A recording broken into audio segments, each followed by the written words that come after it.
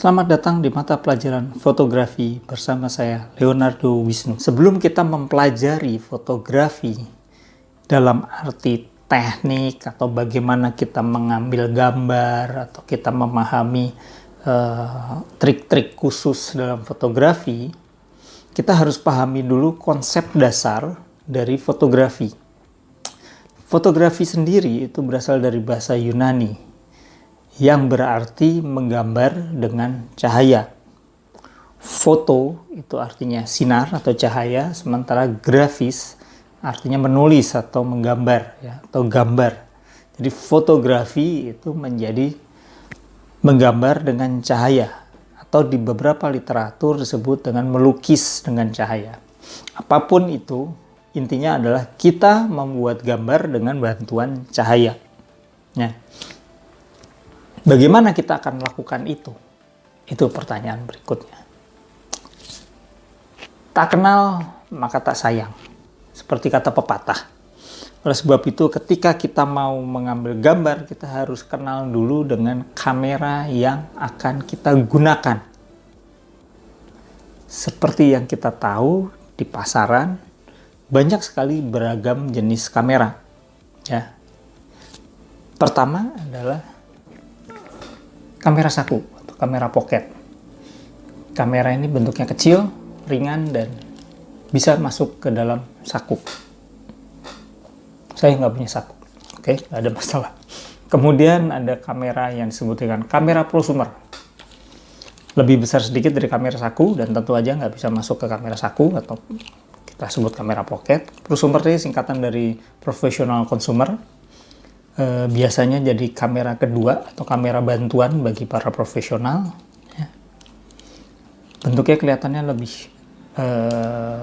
berat atau lebih besar sedikit dari kamera pocket dengan pengaturan-pengaturan dengan tombol-tombol yang lebih kompleks. Ya. Tentu saja ini membuat para profesional bisa mengatur kamera sesuai dengan kehendak fotografernya. Kemudian masih dalam kategori kamera prosumer adalah kamera bridge, yang disebut kamera bridge. Ya, kamera bridge ini sama dengan kamera prosumer lainnya, punya fitur-fitur, tapi dia memiliki keunggulan itu pada lensanya. Lensanya memiliki sudut lebar hingga ke sudut sempit yang disebut dengan tele atau kita sebutnya wide to tele. Ya, di sini kita bisa lihat bahwa kemampuan dari bridge kamera ini bisa kita lihat di sini, tele, ya, ini pada posisi menjadi tele. Focal length yang variasinya punya rentang yang sangat jauh, bisa lebih dari 10 kali dari jarak fokal atau panjang fokal yang terendah. Kemudian yang kita kenal yaitu kamera DSLR, ya, singkatan dari Digital Single Lens Reflex. Kamera DSLR ini saya yakin kalian semua sudah tahu karena sudah menjadi tren di era tahun 2000-an ini. Ya. Kalian bisa lihat pengaturannya tentu saja kompleks, ya, sudah bisa mengikuti kemauan produser. Dan setelah kamera DSLR muncul yang disebut dengan kamera mirrorless. Memiliki fungsi yang sama persis dengan DSLR, ya. Memiliki keunggulan dari bobotnya yang ringan. Selain jenis kamera ini, kita mengenal dengan kamera kecil, ya, yang kita sebut dengan kamera aksi atau action camera. Ya, mungkin beberapa dari kalian sudah memilikinya. Ya. Kemudian tentu saja HP kita. Ya. Ini adalah kamera yang paling simpel yang sering kita bawa-bawa secara tidak langsung. Dan kemudian yang agak khusus adalah ini, drone kamera atau kamera di drone. Barangkali kalian ada yang miliki.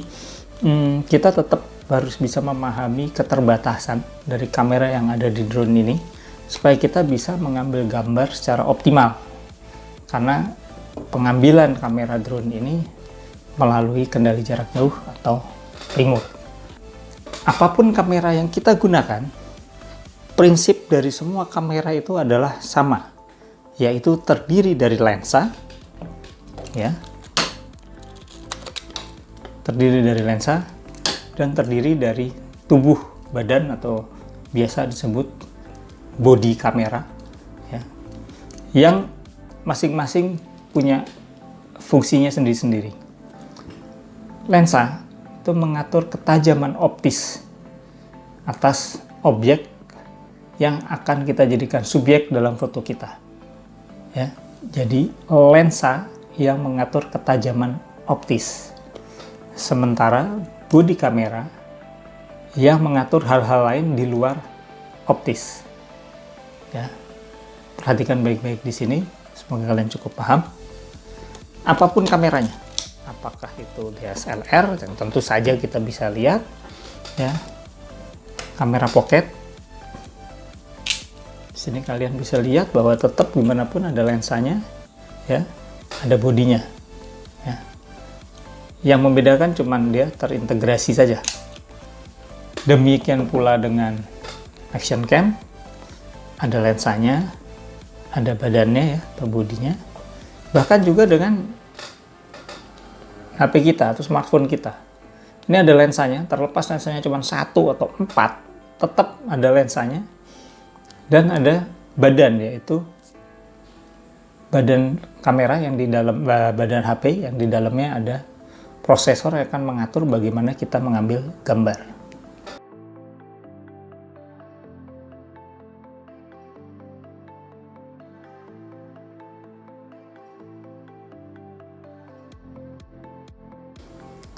Nah, seperti pepatah bilang tak kenal maka tak sayang, maka sebaiknya kalian mengenali kamera kalian dengan baik, apalagi bila kalian mengambil mata pelajaran fotografi ini, ya. Jadi kalian harus tahu bagaimana nantinya mengendalikan atau menyetel kamera yang akan kalian gunakan.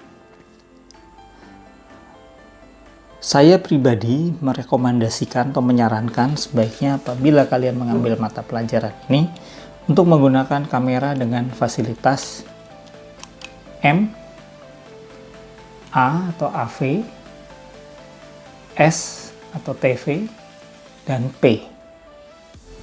Fasilitas ini atau features ini akan sangat membantu kita dalam memahami fotografi dan memudahkan kita juga untuk mengambil gambar